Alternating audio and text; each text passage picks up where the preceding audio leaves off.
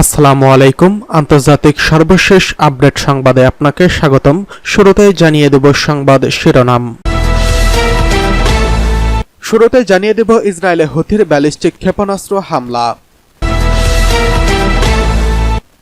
জানিয়ে দেব কোন শত্রুই ইরানে আক্রমণের সাহস করে না, খামেনির কঠোর হুঁশিয়ারি। এদিকে বিরোধপূর্ণ তাইওয়ান প্রণালীতে জাপানি যুদ্ধজাহাজে সতর্ক অবস্থানে রয়েছে চীন। অন্যদিকে যুক্তরাষ্ট্রের ক্ষমতা পালাবদলের আগেই আরও সহায়তা চাচ্ছে ভ্লাদিমির জেলেনস্কি। সর্বশেষ জানিয়ে দেব পরমাণু হামলার হুমকি দিলেন এবার ভ্লাদিমির পুতিন, যেকোনো মুহূর্তে হতে পারে হামলা। এতক্ষণ শুনছিলেন সংবাদ শিরোনাম, এবারে বিস্তারিত। এবার ইসরায়েলে হুথির ব্যালিস্টিক ক্ষেপণাস্ত্র হামলা।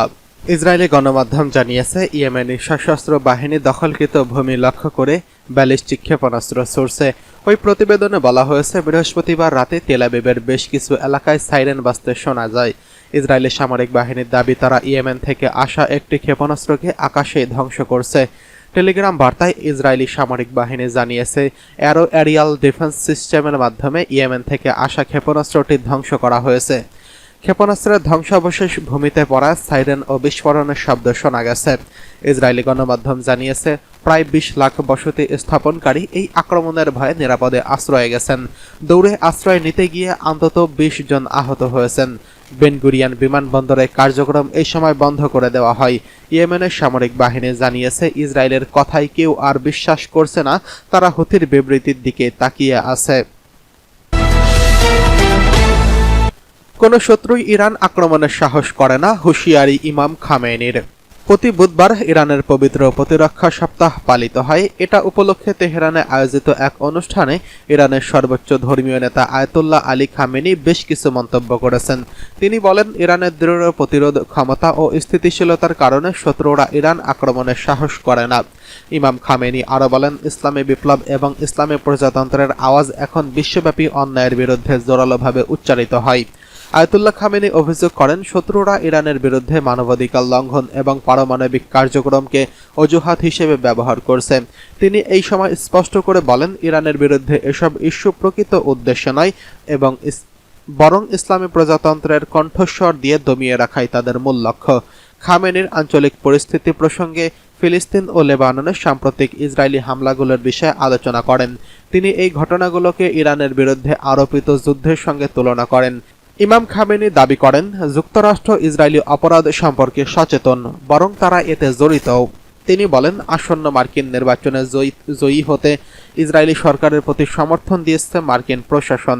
তবে মুসলমানদের ভোট পেতে তারা ভান ধরছে যে তারা যেন এই ধরনের অপরাধের সঙ্গে জড়িত নয়। ইমাম খামেনি আরও বলেন, যুক্তরাষ্ট্র ও ইসরায়েল এই কৌশল ও মিথ্যাচার আসল মুখোশ খুলে দিচ্ছে, যা বিশ্বের সামনে স্পষ্ট হয়ে উঠছে। এদিকে বিরোধপূর্ণ তাইওয়ান প্রণালীতে জাপানি যুদ্ধজাহাজ সতর্ক অবস্থায় চীন।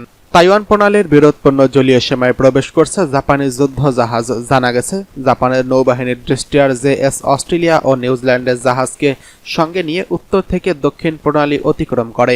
এই নিয়ে সতর্ক অবস্থায় রয়েছে চীন। তাইওয়ান প্রণালীতে চীন নিজেদের ভূখণ্ড হিসেবে দাবি করে আসছে, তাই চীনের সঙ্গে ঝামেলা এড়াতে ওই পথে জাহাজ চলাচল এড়িয়ে চলা জাপানের জন্য সেখানে যুদ্ধজাহাজ পাঠানো একটি উল্লেখযোগ্য পদক্ষেপ। বিবিসি জানায়, জাহাজটি দক্ষিণ চীন সাগরে সামরিক মহড়ায় অংশ নিতে যাওয়ার পথে রয়েছে। তবে জাপান, তাইওয়ান ও চীন কেউই এই প্রণালী পাড়ি দেওয়ার বিষয়ে আনুষ্ঠানিক মন্তব্য করেনি। ১৮০ কিলোমিটার দীর্ঘ তাইওয়ান প্রণালীতে অবাধ নৌ চলাচলের জন্য যুক্তরাষ্ট্র এই মিত্ররা টহল বাড়িয়েছে। যুক্তরাষ্ট্র এবং তাইওয়ান এই দুই দেশেরই দাবি, এটি একটি প্রধান শিপিং এবং বাণিজ্যিক সমুদ্রপথ। এটি আন্তর্জাতিক জলীয় সীমার অংশ এবং সব ধরনের নৌ জাহাজ চলাচলের জন্য উন্মুক্ত। তবে চীন তা মানতে নারাজ, সেজন্য এই অঞ্চল নিয়ে বিরোধ চলে আসছে। এদিকে যুক্তরাষ্ট্রের ক্ষমতা পালাবদলের আগেই আরও সহায়তা চায় ভ্লাদিমির জেলেনস্কি। বিদায়ী মার্কিন প্রেসিডেন্ট জো বাইডেনের সঙ্গে শেষবার হোয়াইট হাউসে দেখা করলেন ইউক্রেনীয় প্রেসিডেন্ট ভলোদিমির জেলেনস্কি।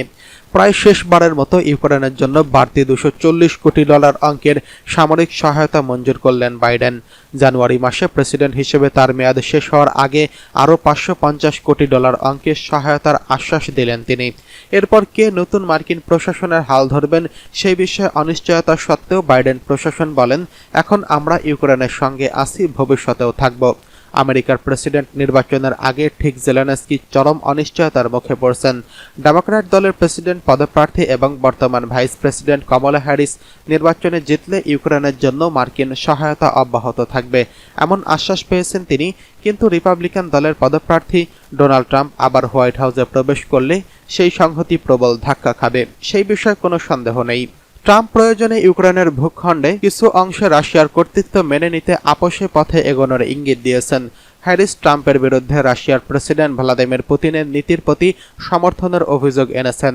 তার মতে এমন প্রস্তাব বিপজ্জনক এবং একেবারে অগ্রহণযোগ্য। ট্রাম্প এক সংবাদ সম্মেলনে বলেন, তিনি শুক্রবার জেলেনস্কির সঙ্গে সাক্ষাৎ করেছেন। এর আগে বুধবার নর্থ ক্যারোলাইনার রাজ্যে এক নির্বাচনী প্রচারের সভায় তিনি জেলেনস্কির বিরুদ্ধে ক্ষোভ প্রকাশ করে বলছিলেন, আমেরিকা এমন এক নেতাকে কোটি কোটি ডলার দিয়ে চলছে যিনি কোনো বোঝাপড়া করতে প্রস্তুত নন। তার মতে বর্তমান পরিস্থিতির তুলনা যে কোনো মূল্যে শান্তি চুক্তি করা অনেক ভালো। আমেরিকা সফরের শুরুতেই জেলেনস্কি যেভাবে বাইডেনের শহরে এক অস্ত্র কারখানা পরিদর্শন করেন, নির্বাচনের আগে এমন আচরণের জন্য সমালোচনা করেছেন ডোনাল্ড ট্রাম্প। ইউক্রেনের জন্য মার্কিন যুক্তরাষ্ট্র তথা পশ্চিমা বিশ্বের সহায়তা যতটা সম্ভব ট্রাম্প প্রুফ করতে বাইডেন প্রশাসন আগামী মাসে জার্মানিতে এক উচ্চ পর্যায়ের বৈঠকের পরিকল্পনা করছেন। 50টিরও বেশি দেশের সহায়তার মধ্যে সমন্বয়ের মাধ্যমে ন্যাটোর নেতৃত্বে রাশিয়ার হামলা মোকাবেলায় ভবিষ্যতেও ইউক্রেনকে সাহায্য করার পথ খোলা রাখার চেষ্টা করছেন বাইডেন। তবে তিনি জেলেনস্কির অনুরোধ মেনে রাশিয়ার গভীরে ক্ষেপণাস্ত্র হামলা ছাড়পত্র দেবেন কিনা তা এখনও স্পষ্ট নয়। ইউক্রেনের পূর্বে রাশিয়ার বেড়ে চলা সাফল্যের মুখে জেলেনস্কি যুদ্ধের গতি বদলাতে এমন পদক্ষেপ নিতে বদ্ধপরিকর। এদিকে পরমাণু হামলার হুমকি দিলেন ভ্লাদিমির পুতিন। 2.5 বছরেরও বেশি সময় ধরে লড়াই চলছে রাশিয়া ও ইউক্রেনে, যেখানে ইউক্রেনকে সহায়তা করছে যুক্তরাষ্ট্র সহ পশ্চিমা বিশ্ব। বলা হচ্ছে রাশিয়ার ক্রুজ মিসাইল হামলা চালাতে ইউক্রেনকে গ্রিন সিগন্যাল দিতে পারে যুক্তরাষ্ট্র ও ব্রিটেন। এমন একটি প্রতিবেদন প্রকাশের পরপরই কঠোর হুঁশিয়ারি দিচ্ছেন রুশ প্রেসিডেন্ট ভ্লাদিমির পুতিন, যাতে রীতিমতো পারমাণবিক অস্ত্র ব্যবহারের হুমকি দেন তিনি। পারমাণবিক অস্ত্র ব্যবহারে আন্তর্জাতিক আইন ও পূর্ব শর্ত পরিবর্তনের বিষয় বিবেচনার কথাও জানিয়েছেন পুতিন। বৃহস্পতিবার 26শে সেপ্টেম্বর পৃথক প্রতিবেদনে বার্তা সংস্থা রয়টার্স এবং বিবিসি এমন তথ্য নিশ্চিত করেছেন।